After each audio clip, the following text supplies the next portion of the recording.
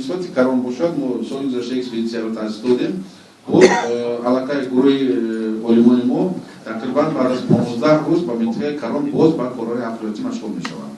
منطقه کران تا به این روز بهای علمی تاریخی به این منطقه داده نشده است. من به شما برسونم اما کار در این سمت شروع خواهد شد. به شکل علمی ما پورا منطقه کران می‌آموزیم. یعنی اون بحثایی که هستن بحثایی اکثر اطراف کران میشوند بحثایی یا این تاریخ داره نداره. من فکر میکنم باید ما در بهاگذاری تنها به این به علمان و به دلیل تکیه کنیم. ما از منطقه کران مثلا اون دستاوردی داریم و آزمایشگاه‌هایی که هست میفرستیم.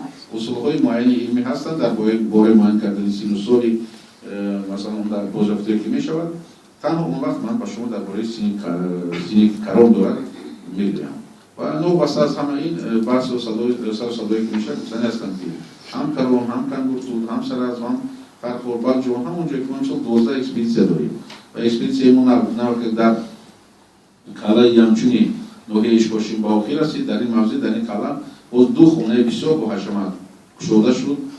ظرف‌های چینی و دیگر ظرف‌ها مناسب‌های در اینجا ما دریافت کردیم. علاقه با نوشتن یک کتاب مختصر درباره قلعه یمچون علمان شروع کردن برای یوسف شو. این کتاب هم با ماه سپتامبر در ماه سپتامبر به چوب میرسد. یعنی همه این افتخار تاریخی ما است. پیش از همه اثبات آن است که نو بس 1000 2000 3000 4000 سال همین اثباتی هستند. پیش از همه اثبات آن هستند که مردمی تاجیک مردمی بومی این مرز بوم هستند.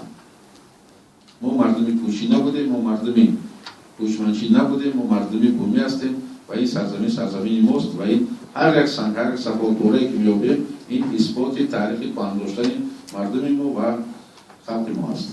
تشکر.